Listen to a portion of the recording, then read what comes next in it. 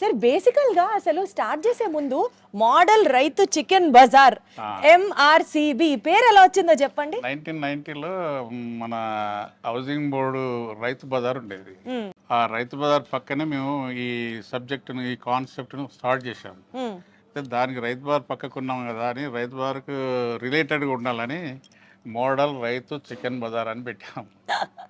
అయితే ఆ mother name long ఉందని చెప్పి దాని అబ్రివేషన్ కట్ చేసి MRCB అని చేశాము. అది నేషనల్ లెవెల్ రిజిస్టర్డ్ అది MRCB.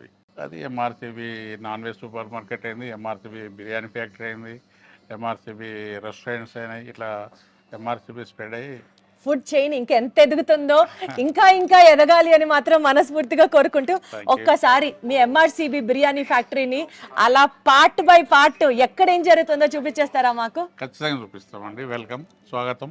Thank you. పదండి.